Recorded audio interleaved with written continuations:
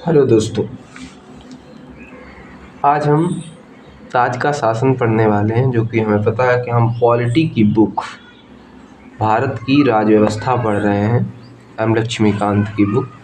और मैंने regulating act से लेकर 1853 का चार्टर अधिनियम पढ़ लिया है।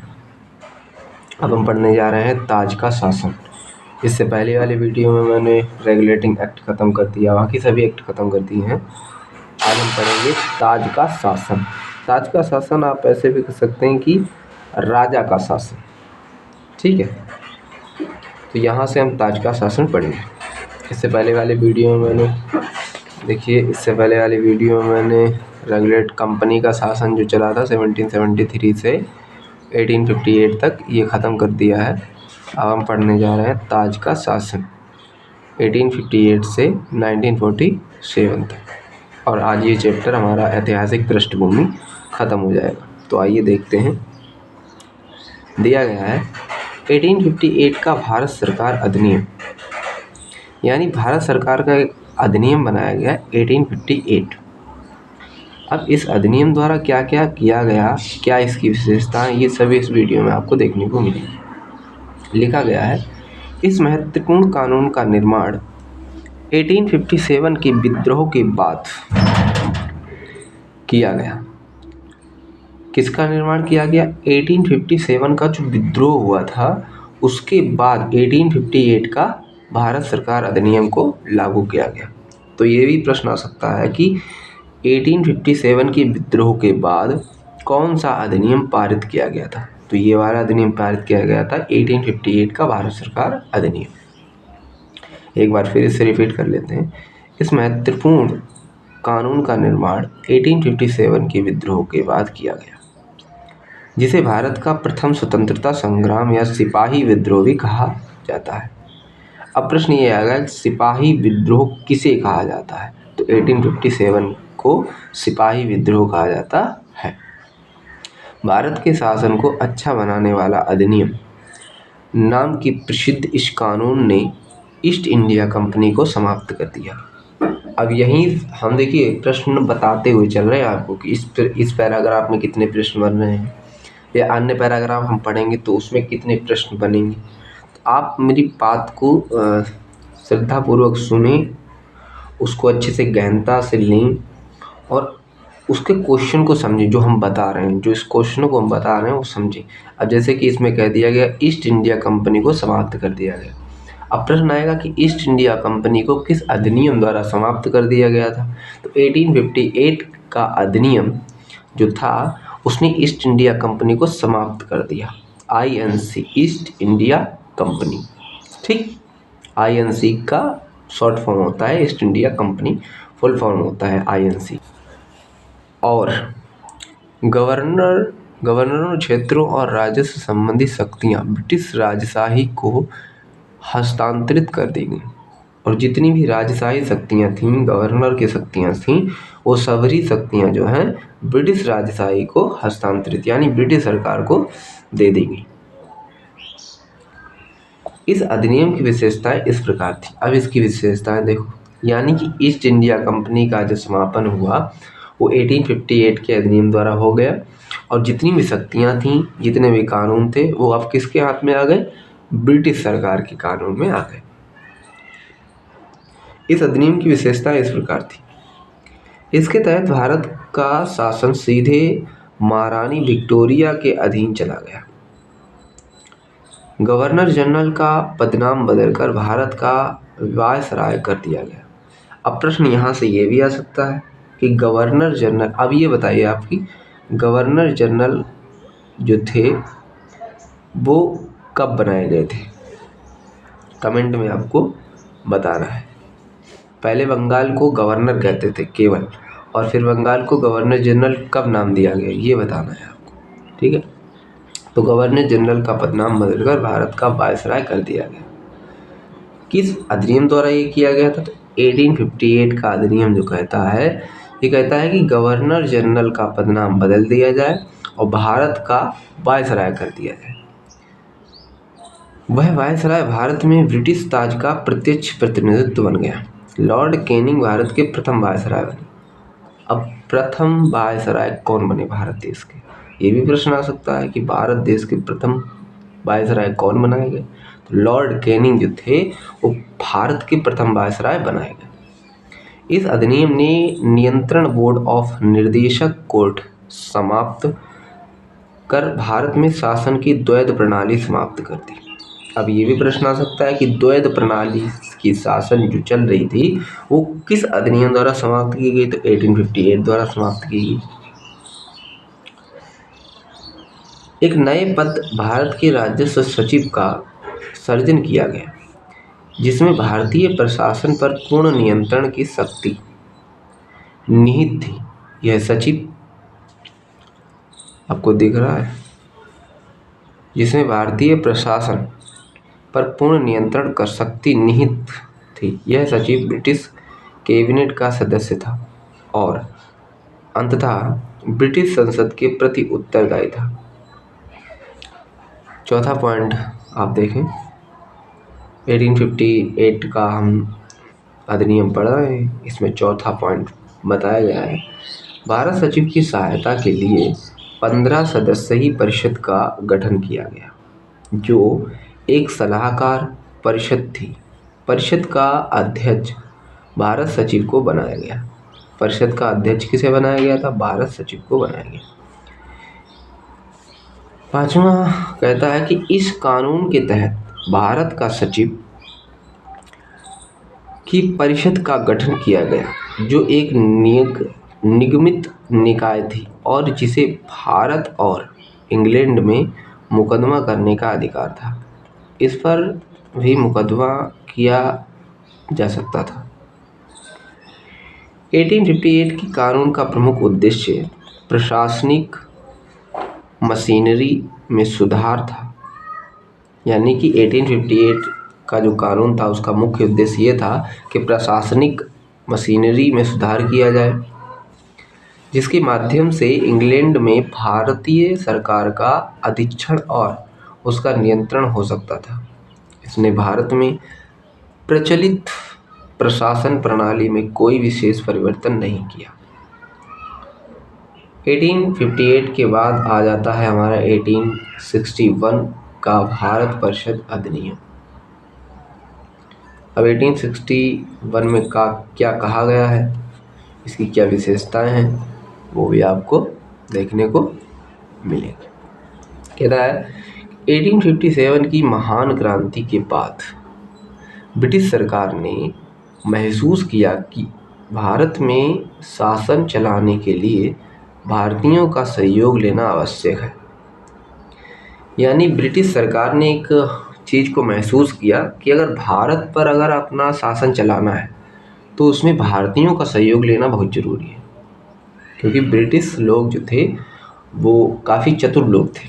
तो वो कहते थे कि अगर हमें भारत को अपना गुलाम बनाना है या भारत में अपना कोई काम करवाना है तो भारत के लोगों को अपने साथ मिला लो। ये मोटिव था ब्रिटिश सरकार का। देखिए सीधे सीधे कह रहा है कि ब्रिटिश सरकार ने महसूस किया, यानी उसने महसूस किया कि भारत में शासन चलाने के लिए भारतीयों का सहयोग लेना आवश्यक है। अगर भारत में शासन चलाना है तो भारतीयों का सहयोग लेना बहुत ही ज़रूरी है। इस सहयोग नीति के तहत ब्रिटिश संसद ने 1861, 1892 और 1909 में 3 नए अधिनियम पारित किए। कौन कौन से 3 नए अधिनियम पारित किए, और ये तीनों अधिनियम किस अधिनियम द्वारा पारित किए गए थे, 1861 का भारत परिषद अधिनियम द्वारा ये तीनों पारित किए गए थे। कौन कौन से, 1861, 1892 और 1909 में 3 नए अधिनियम पारित किए। 1861 का भारत परिषद अधिनियम भारतीय संवैधानिक और राजनीतिक इतिहास में एक महत्वपूर्ण अधिनियम था, और इन तीनों में जो 1861 था ये काफ़ी महत्वपूर्ण था। अब इसकी विशेषता देखिए। इस अधिनियम की विशेषता इस प्रकार थी। पहली विशेषता है, इसके द्वारा कानून बनाने की प्रक्रिया में भारतीय प्रतिनिधियों को शामिल करने की शुरुआत हुई। यानी कि ब्रिटिश ने कहा ऐसा है कि अगर कोई कानून बनाएंगे तो उसमें भारतीयों को हम शामिल कर लेंगे, ये कहा। इस प्रकार वायसराय कुछ भारतीयों को विस्तृत परिषद में गैर सरकारी सदस्यों के रूप में नामांकित कर सकता था। अब वो भी सदस्य नहीं बनाए गए कानून के, यानी कोई अगर ब्रिटिश कानून बना रही है तो उसमें भारतीयों का सहयोग होगा, यानी उन्हें वो बैठा दिया जाएगा। उनका कोई रोल नहीं होगा कि ये कानून सही है या गलत है। वो अपना कुछ मतलब कह नहीं सकते कि ये कानून को हटा दिया जाए।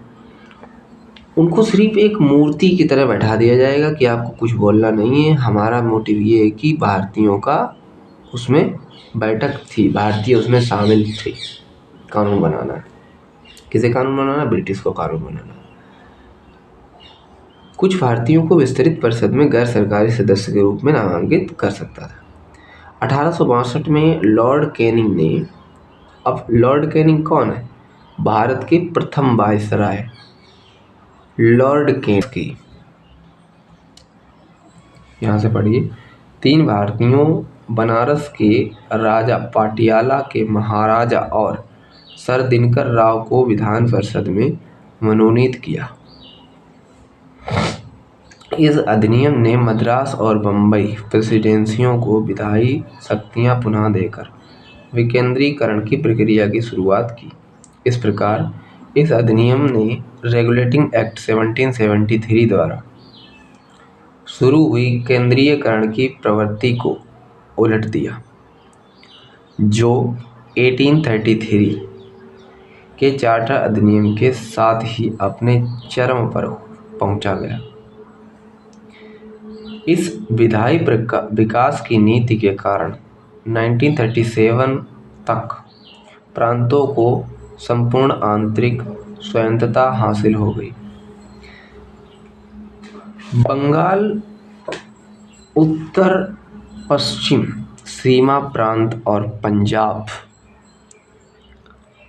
में क्रमशः 1862, 1862, 1866 और 1897 में विधान परिषद का गठन हुआ।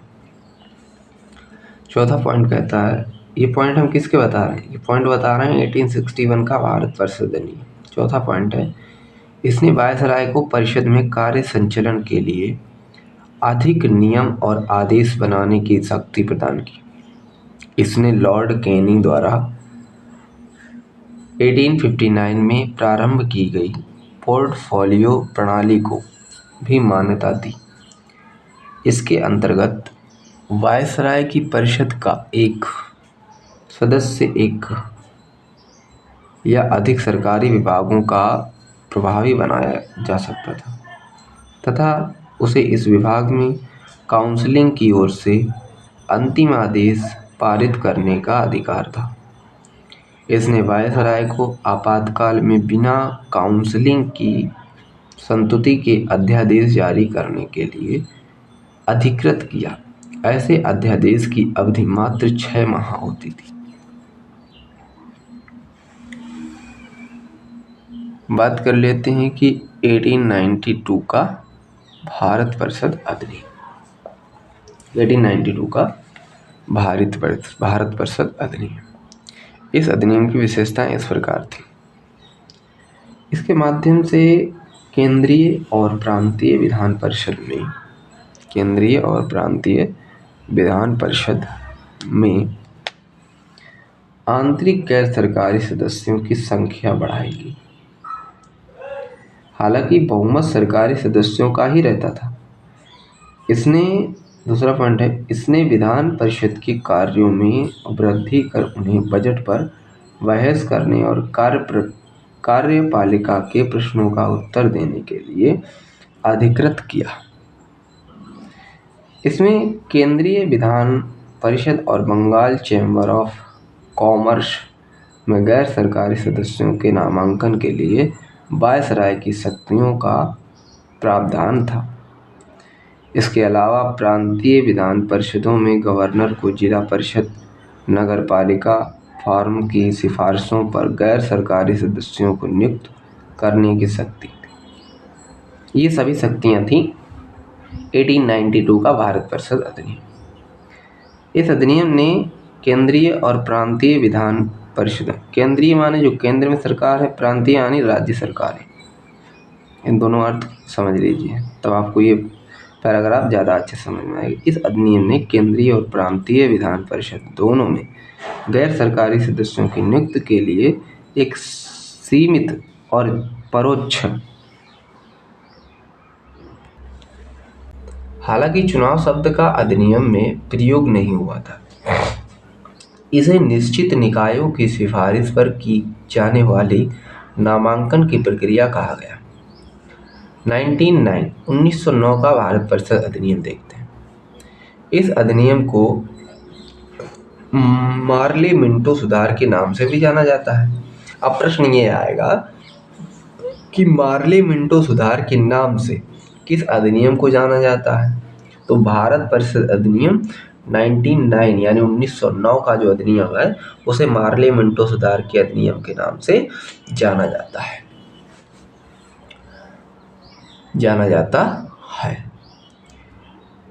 इस अधिनियम की विशेषताएं इस प्रकार थी।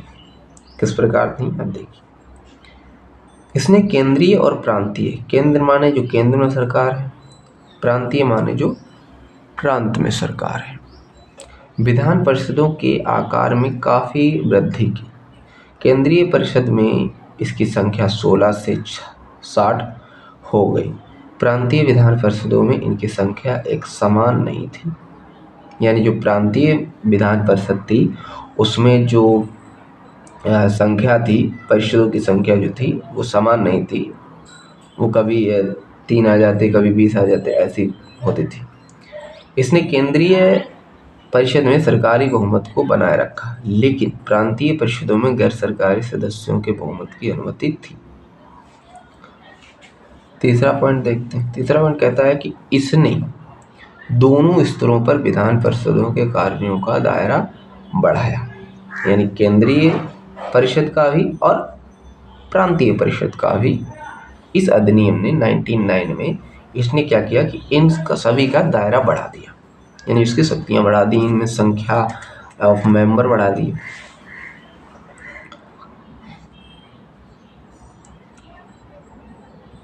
चौथा पॉइंट देखते हैं। इस अधिनियम के अंतर्गत पहली बार किसी भारतीय को वायसराय और गवर्नर की कर्म परिषद के साथ एसोसिएशन बनाने का प्रावधान किया गया। सत्येंद्र प्रसन्न सिन्हा वायसराय की कार्यपालिका परिषद के प्रथम भारतीय सदस्य बने। उन्हें विधि सदस्य बनाया गया। अब भारत सरकार की वायसराय की विधि सदस्य सबसे पहले कौन बने? तो सत्येंद्र प्रसन्न सिन्हा जो थे वो वायसराय विधि सदस्य बनाया गया, विधि सदस्य बनाया गया। इसी श्रृंखला में 5वां पॉइंट भी देखते हैं। इस अधिनियम ने पृथक निर्वाचन के आधार पर मुस्लिमों के लिए सांप्रदायिक प्रतिनिधित्व का प्रावधान किया। इसके अंतर्गत मुस्लिम सदस्यों का चुनाव मुस्लिम मतदाता ही कर सकते थे। इस प्रकार इस अधिनियम ने सांप्रदायिक को वैधानिकता प्रदान की और लॉर्ड मिंटो को सांप्रदायिक निर्वाचन के जनक के रूप में जाना गया। इसने प्रेसिडेंसी कॉरपोरेशन, चैम्बर ऑफ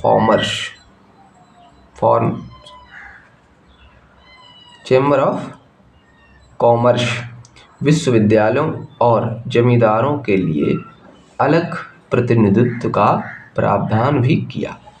ये सब किसने किया था? ये किया था 1909 यानी 1909 का मार्ले मिंटो सुधार अधिनियम कह लो या 1909 का भारत परिषद अधिनियम भी आप कह सकते हैं। अब आता है भारत शासन अधिनियम 1919। अभी आपको पता चलेगा कि भारत शासन अधिनियम 1919 जो नाम दिया गया है ये क्यों दिया गया है, यही नाम क्यों दिया गया 1919 का भारत शासन अधिनियम। ये इसलिए दिया गया है क्योंकि भारत पर इसमें शासन चल रहा था, इसलिए भारत शासन अधिनियम 1919। 20 अगस्त 1917 को ब्रिटिश सरकार ने पहली बार घोषित किया कि उसका उद्देश्य भारत में क्रमिक रूप से उत्तरदायी सरकार की स्थापना करना था। अब ब्रिटिश सरकार बता रही है कि हम तो शासन करने आए थे आपके ऊपर। यानी 20 अगस्त 1917 को ब्रिटिश सरकार ने पहली बार घोषित किया कि उसका उद्देश्य, किसका उद्देश्य, ब्रिटिश का उद्देश्य भारत में क्रमिक रूप से उत्तरदायी सरकार की स्थापना करना था। क्रमिक रूप से 1919 में भारत शासन अधिनियम बनाया गया जो 1921 से लागू हुआ। इस कानून को मॉन्टेग्यू चेम्सफोर्ड सुधार भी कहा जाता है। अब मेंटिव भारत के राज्य सचिव थे। अब मेंटिव कौन थे? मेंटिग्यू भारत के राज्य सचिव थे, जबकि चेम्बर्सफोर्ड भारत के वायसराय थे। तो ये थे मेंटिव चेम्सफोर्ड, इसीलिए उसे सुधार भी कहा जाता है। इस अधिनियम की विशेषताएं इस प्रकार थीं। किस अधिनियम की विशेषताएं? 1919 यानी 1919 का जो भारत शासन अधिनियम था उसकी ये कुछ विशेषताएं हम बताना चाहते हैं आपको। पहली विशेषता थी केंद्रीय और प्रांतीय विषयों की सूची की पहचान कर एवं, यानी केंद्रीय की सूची आप पहचानें, फिर प्रांतीय की सूची आप पहचानें, उन्हें पृथक कर राज्यों पर केंद्रीय नियंत्रण कम किया गया। केंद्रीय और प्रांतीय विधान परिषद को अपनी सूचियों के विषयों पर विधान बनाने का अधिकार प्रदान किया गया। यानी अपनी सूचियों पर, कौन सी सूची? केंद्रीय और प्रांतीय सूची पर कहा गया कि आप अपने अपने कानून बनाएं। अपनी सूचियों के विषयों पर विधान बनाने का अधिकार प्रदान किया गया, लेकिन सरकार का ढांचा केंद्रीय और एकात्मक ही बना रहा। इसने प्रांतीय विषयों को पुनः दो भागों में विभक्त किया, हस्तांतरित और आरक्षित। हस्तांतरित विषयों पर गवर्नर का शासन होता था और इस कार्य में वह उन मंत्रियों की सहायता लेता था जो विधान परिषद के प्रति उत्तरदायी थे। दूसरी ओर आरक्षित विषयों पर गवर्नर कार्यपालिका परिषद की सहायता से शासन करता था जो विधान परिषद के प्रति उत्तरदायी नहीं थी। शासन की इस दोहरी व्यवस्था को द्वैध यूनानी शब्द की डायआर्की के उत्पन्न, द्वैध जो शब्द है वो यूनानी शब्द है और डायआर्की से व्युत्पन्न किया गया है। द्वैध शासन व्यवस्था कहा गया। अब आपको पता होगा कि द्वैध शासन व्यवस्था किसे कहते हैं। हालांकि वह व्यवस्था काफ़ी हद तक असफल ही रही। तीसरे पॉइंट में कहते हैं कि इस अधिनियम ने पहली बार देश में द्विसदनीय व्यवस्था और प्रत्यक्ष निर्वाचन की व्यवस्था प्रारंभ की। अब द्विसदनीय की जो व्यवस्था थी वो सबसे पहले कब प्रारंभ की गई? 1919 में ये प्रारंभ की गई। द्विसदनीय व्यवस्था और प्रत्यक्ष निर्वाचन की व्यवस्था प्रारंभ की गई। इस प्रकार भारतीय विधान परिषद के स्थान पर दो सदनीय व्यवस्था यानी राज्यसभा और लोकसभा का गठन किया गया। दोनों सदनों के बहुसंख्य सदस्यों को प्रत्यक्ष निर्वाचन के माध्यम से निर्वाचित किया जाता था। इसके अनुसार वायसराय की कार्यकारी परिषद के 6 सदस्यों में से 3 सदस्यों का भारतीय होना आवश्यक था। इसने सांप्रदायिक आधार पर सिखों,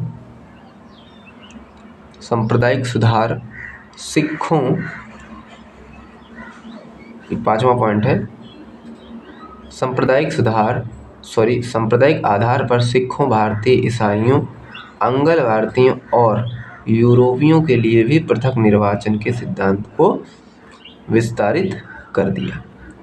इस कानून ने संपत्ति कर या शिक्षा के आधार पर सीमित संख्या में लोगों को मताधिकार प्रदान किया। 7वां पॉइंट कहता है कि इस कानून ने लंदन में भारत की उच्चायुक्त के कार्यालय का सृजन किया और अब तक भारत सचिव द्वारा किए जा रहे कुछ कार्यों को उच्चायुक्त को स्थानांतरित। पॉइंट पढ़ते हैं। इससे एक लोक सेवा आयोग का गठन किया गया।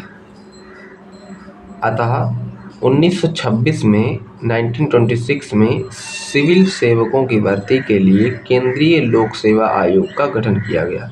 अब केंद्रीय लोक सेवा आयोग का गठन कब किया गया? 1926 में सिविल सेवा की भर्ती की लोक सेवा आयोग का गठन किया गया। नौवां बिंदु कहता है कि इसने पहली बार केंद्रीय बजट को राज्यों के बजट से अलग कर दिया और राज्य विधानसभाओं को अपनी बजट स्वयं बनाने के लिए अधिकृत कर दिया। 10वां पॉइंट कहता है कि इसके अंतर्गत एक वैधानिक आयोग का गठन किया गया जिसका कार्य 10 वर्ष बाद जांच करने के बाद अपनी रिपोर्ट प्रस्तुत करना था। अब बात करते हैं साइमन आयोग। साइमन आयोग की बात करेंगे तो ब्रिटिश सरकार ने नवंबर 1927 में यानी निर्धारित समय से 2 वर्ष पूर्व ही नए संविधान में भारत की स्थिति का पता लगाने के लिए सर जॉन साइमन के नेतृत्व में 7 सदस्यीय वैधानिक आयोग के गठन की घोषणा की। आयोग के सभी सदस्य ब्रिटिश थे। आयोग के सभी सदस्य कैसे थे? ब्रिटिश थे। इसलिए सभी दलों ने इसका बहिष्कार किया।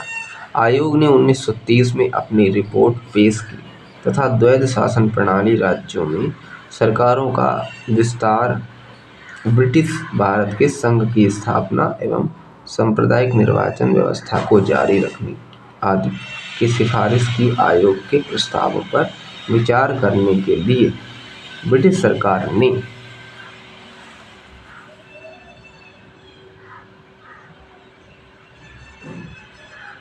1930 में क्या किया? उन्होंने 1930 में अपनी रिपोर्ट पेश की। किसने पेश की थी? साइमन आयोग ने अपनी रिपोर्ट पेश की थी, यानी कि जो ब्रिटिश लोग हैं उनको हटाया जाए, ये बहिष्कार किया उन्होंने। भारत के संघ की स्थापना एवं सांप्रदायिक निर्वाचन व्यवस्था को जारी रखने आदि की सिफारिश की। साइमन आयोग ने ये सब बातें कह रहा है कि जो ब्रिटिश के लोग हैं उनको हटाया जाए, भारत के संघ की स्थापना की जाए, सांप्रदायिक निर्वाचन व्यवस्था को जारी रखने आदि की सिफारिशों की। आयोग के प्रस्तावों पर विचार करने के लिए ब्रिटिश भारत और भारतीय रियासतों के प्रतिनिधियों के साथ 3 गोलमेज सम्मेलन किए। इन सम्मेलन में यूही चर्चा के आधार पर संवैधानिक सुधारों पर एक श्वेत पत्र तैयार किया गया, जिसे विचार के लिए ब्रिटिश संसद की संयुक्त प्रवर समिति के समक्ष रखा गया। इस समिति की सिफारिशों को भारत परिषद अधिनियम 1935 में शामिल किया गया। बात करते हैं सांप्रदायिक अवार्ड। आज इस चैप्टर को समाप्त कर देंगे। सांप्रदायिक अवार्ड पढ़ने जा रहे हैं। हेडिंग है सांप्रदायिक अवार्ड। ब्रिटिश के एक प्रधानमंत्री थे, रैमजे मैकडोनाल्ड ने अगस्त 1932 में अल्पसंख्यकों के प्रतिनिधित्व पर एक योजना की घोषणा की। इसे कम्युनल अवार्ड या सांप्रदायिक अवार्ड के नाम से जाना गया। अवार्ड ने न सिर्फ मुस्लिमों, सिख, ईसाई, यूरोपियों और आंग्ल भारतीयों के लिए अलग निर्वाचन व्यवस्था का विस्तार किया, बल्कि इसे दलितों के लिए भी विस्तृत कर दिया गया। दलितों के लिए अलग निर्वाचन व्यवस्था से गांधी बहुत व्यथित हुए और उन्होंने अवार्ड में संशोधन के लिए पूना की यरवदा जेल से अनशन प्रारंभ किया। अंततः कांग्रेस नेताओं और दलितों नेताओं के बीच एक समझौता हुआ जिसे पूना समझौते के नाम से जाना जाता है। अब आपको पता होगा यहाँ से पूना समझौता किसे कहते हैं। दलितों और कांग्रेस के बीच एक समझौता हुआ था जिसमें दलित के कुछ नेता थे और कुछ कांग्रेस के नेता थे। उनके बीच एक समझौता हुआ जिसे पूना समझौता कहा गया। तो आप अब पता होगा, अगर कहीं बात हो रही होगी पूना समझौता तो आपको पता होगा कि दलितों और कांग्रेस के बीच में एक समझौता हुआ था जिसे पूना समझौता कहा जाता है। इसमें संयुक्त हिंदू निर्वाचन व्यवस्था को बनाए रखा गया और दलितों के लिए स्थान भी आरक्षित कर दिए गए। अब बात कर लेते हैं भारत शासन अधिनियम 1935। यह अधिनियम भारत में पूर्ण उत्तरदायी सरकार के गठन में एक मील का पत्थर साबित हुआ। अब प्रश्न आता है कि एक मील का पत्थर किस अधिनियम को कहा गया? 1935। ये प्रश्न आ जाता है कि बताइए, कथन दिए होंगे कि इसमें से किसको एक मील का पत्थर कहा जाता है, वहाँ अधिनियम लिखे होंगे 1935, 1999, 1909, ऐसे करके आपको ऑप्शन दिए होंगे। अगर 1935 है तो समझ जाइए एक मील का पत्थर इस अधिनियम को कहा गया था, एक मील का पत्थर साबित हुआ। यह एक लंबा और विस्तृत दस्तावेज था जिसमें 321 धाराएं और 10 अनुसूचियां थीं। सबसे बड़ा अधिनियम है 1935 जिसमें 321 धाराएं और 10 अनुसूचियां थीं। इस अधिनियम की विशेषताएं इस प्रकार थी। अब इस अधिनियम की विशेषताएं बता रहे हैं आपको। पहली विशेषता थी इसने अखिल भारतीय संघ का स्थापना की। किसने अखिल भारतीय सेवाओं की स्थापना की? 1935 अधिनियम ने अखिल भारतीय संघ की स्थापना की जिसमें राज्य और रियासतों को एक इकाई की तरह माना गया।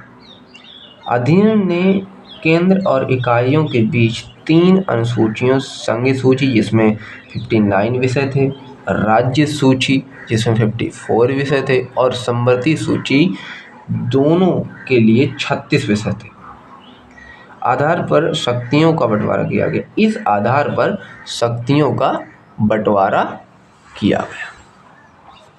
बात कर लेते हैं इसने प्रांतों में, दूसरा पॉइंट है इसने प्रांतों में द्वैध शासन व्यवस्था समाप्त कर दी तथा प्रांतीय स्वायत्तता का शुभारंभ किया। राज्यों को अपने दायरे में रहकर स्वतंत्र तरीके से 3 पृथक क्षेत्रों में शासन का अधिकार दिया गया। इसके अतिरिक्त अधिनियम ने राज्यों में उत्तरदायी सरकारों की स्थापना की, यानी गवर्नर को राज्य विधान परिषदों के लिए उत्तरदायी मंत्रियों की सलाह पर काम करना आवश्यक था। यह व्यवस्था 1937 में शुरू की गई और 1939 में इसे समाप्त कर दिया गया। इसने केंद्र में द्वैध शासन प्रणाली का आरंभ किया। अब अभी तक राज्य में थी, अब केंद्र में कर दिया गया। यानी 1935 का जो अधिनियम है उसने केंद्र में भी द्वैध शासन प्रणाली का आरंभ किया गया। परिणामतः संघीय विषयों को स्थानांतरित और आरक्षित विषयों में विभक्त करना पड़ा। हालांकि यह प्रावधान कभी लागू नहीं हो सका। इसने 11 राज्यों में से द्विसदनीय व्यवस्था प्रारंभ की गई। यानी अब आपको बताएंगे कि वह 11 राज्य में से कुछ राज्य थे जहां पर द्वैध शासन की व्यवस्था की गई।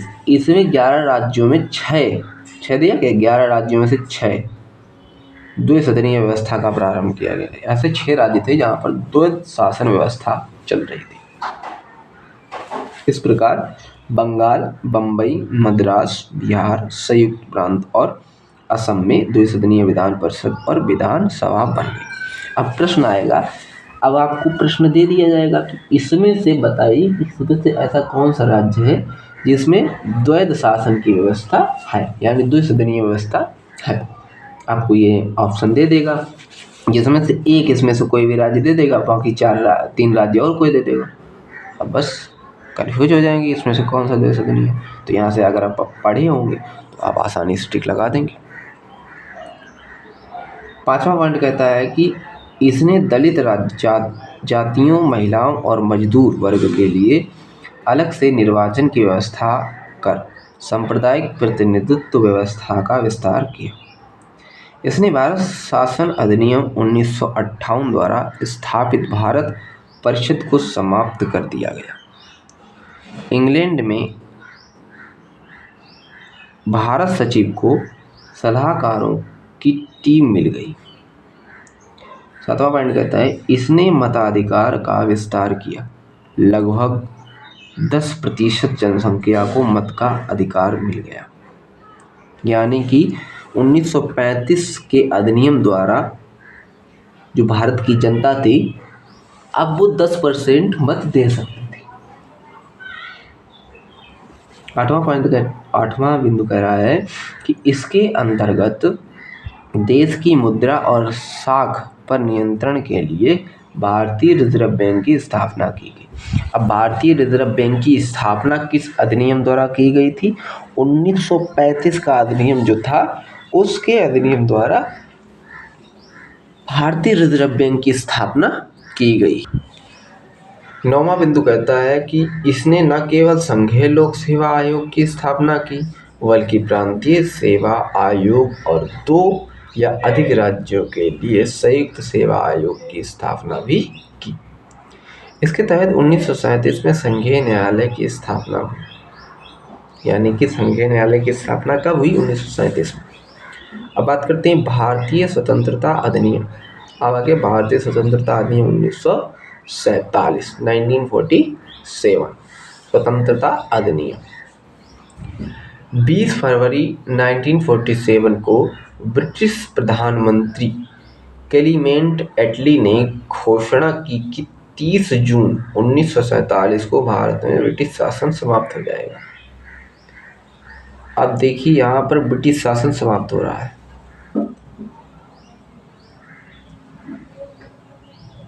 ब्रिटिश शासन कब समाप्त हो रहा है?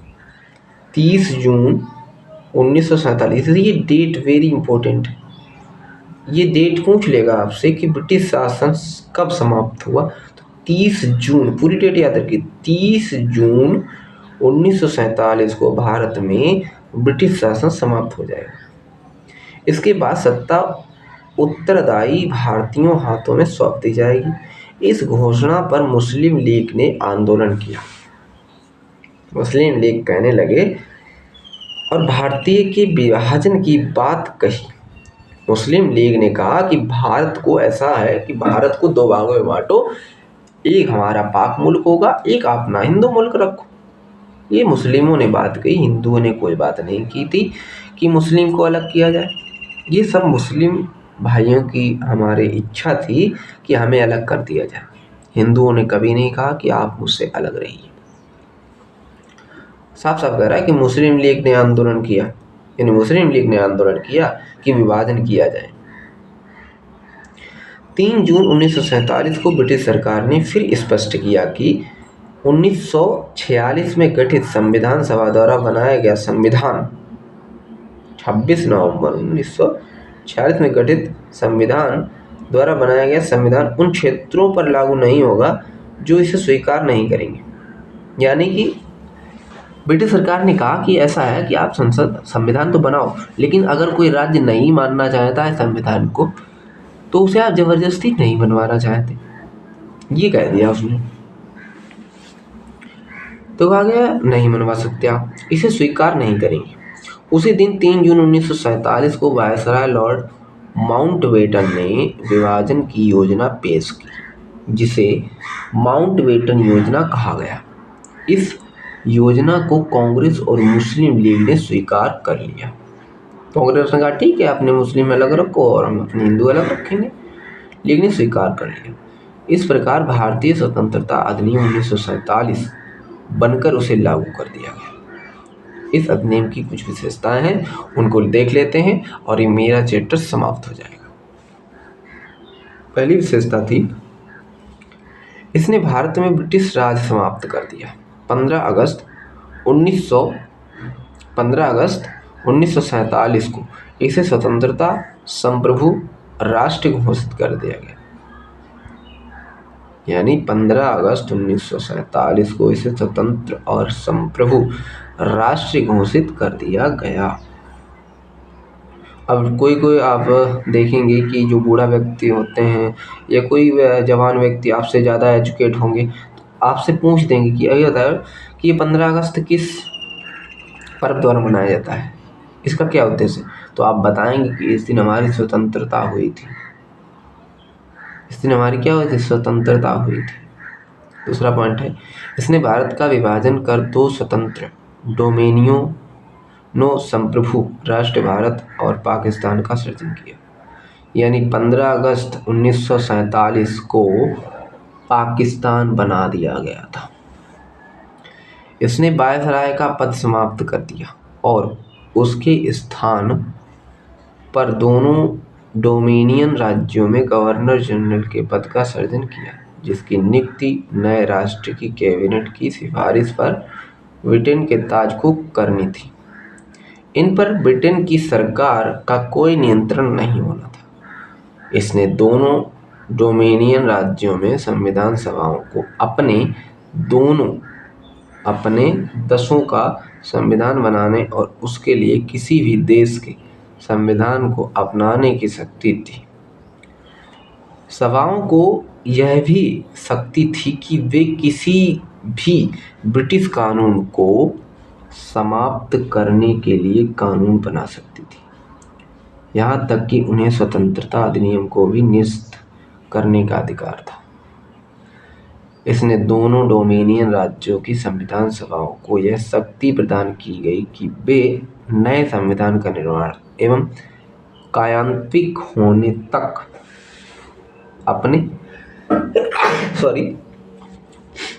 अपने संबंधित क्षेत्रों के लिए विधानसभा बना सकती थी। 15 अगस्त 1947 के बाद ब्रिटिश संसद ने पारित हुआ कोई भी अधिनियम दोनों डोमिनियन पर तब तक लागू नहीं होगा जब तक कि दोनों डोमिनियन इस कानून को मानने के लिए कानून नहीं बना लेंगे। इस कानून ने ब्रिटेन के भारत सचिव का पद समाप्त कर दिया। इसकी सभी शक्तियां राष्ट्रमंडल मामलों के राज्य सचिव को स्थानांतरित कर देंगी। 7वां पॉइंट देखेंगे, इसने 15 अगस्त 1947 से भारतीय रियासतों पर ब्रिटिश संप्रभुता की समाप्ति की भी घोषणा की। इसके साथ ही आदिवासी क्षेत्रों समझौता संबंधों पर भी ब्रिटिश हस्तक्षेप समाप्त हो गया। इसने भारतीय रियासतों को यह स्वतंत्रता दी कि वे चाहें तो भारत डोमिनियन या पाकिस्तान डोमिनियन के साथ मिल सकती है या स्वतंत्रता रह सकती है। इस अधिनियम ने नया संविधान, 9वां पॉइंट बता रहे हैं, इस अधिनियम ने नया संविधान बनाने की प्रत्येक डोमिनियन में शासन संचालित करने एवं भारत का अधिनियम 1935 के तहत उनकी प्रत्येक प्रांतीय सभाओं में सरकार चलाने की व्यवस्था की। हालांकि दोनों डोमिनियन राज्यों को इस कानून में सुधार करने का अधिकार था। इसने ब्रिटिश शासन को विधेयकों पर मताधिकार और उन्हें स्वीकृत करने के अधिकार से वंचित कर दिया, लेकिन ब्रिटिश शासन के नाम पर गवर्नर जनरल को किसी भी विधेयक को स्वीकार करने का अधिकार प्राप्त था। इसके अंतर्गत भारत के गवर्नर जनरल एवं प्रांतीय गवर्नरों को राज्यों का वैधानिक संप्रभु नियुक्त किया गया। इन्हें सभी मामलों पर राज्यों की मंत्रिपरिषद के परामर्श पर कार्य करना होता था। इसने सही उपाधि से भारत का सम्राट शब्द समाप्त कर दिया। अब भारत का सम्राट शब्द किस अधिनियम द्वारा समाप्त किया गया था, प्रश्न ये आएगा, तो आएगा 1947 द्वारा ये शब्द समाप्त कर दिया, सम्राट हट गया था। इसने भारत के राज्य सचिव द्वारा सिविल सेवा में नियुक्त करने और पदों में आरक्षण करने की प्रणाली समाप्त कर दी। 15 अगस्त 1947 से पूर्व के सिविल सेवा कर्मचारियों को वही सुविधाएं मिलती रहीं जो उन्हें पहले से प्राप्त थीं। 14 और 15 अगस्त 1947 की मध्य रात्रि को भारत में ब्रिटिश शासन का अंत हो गया और समस्त शक्तियां दो नए स्वतंत्र डोमिनियन भारत और पाकिस्तान को स्थानांतरित कर दी गई। लॉर्ड माउंटबेटन नए डोमिनियन भारत के प्रथम गवर्नर जनरल बने। भारत के प्रथम गवर्नर जनरल कौन बनाए गए थे? तो माउंटबेटन जो थे वो भारत के प्रथम गवर्नर जनरल बने। उन्होंने जवाहरलाल नेहरू को भारत के पहले प्रधानमंत्री बनाए गए। भारत के प्रथम प्रधानमंत्री कौन बने? जवाहरलाल नेहरू बनाए गए। उसके बाद गुलजारीलाल नंदा, उसके बाद लाल बहादुर शास्त्री, ऐसे करके पूरा चार्ट आप याद कर लें। मुझे तो याद है। माउंटबेटन बनाए गए थे प्रथम गवर्नर, प्रथम प्रधानमंत्री बनाए गए थे जवाहरलाल नेहरू। प्रधानमंत्री के रूप में शपथ दिलाई।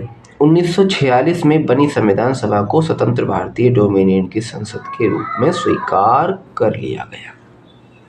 और आज हमारा ऐतिहासिक पृष्ठभूमि जो कि पॉलिटी का पहला चैप्टर है लक्ष्मीकांत बुक का। तो आपको धन्यवाद और मेरी शुभकामनाएं होंगी आपके साथ कि आपको समझ में आया होगा, और हम तो यही आशा करते हैं कि आपको मेरा चैप्टर पूर्णतः समझ में आया हो। थैंक यू फॉर वॉचिंग, और हम मिलेंगे अपने नए चैप्टर के साथ,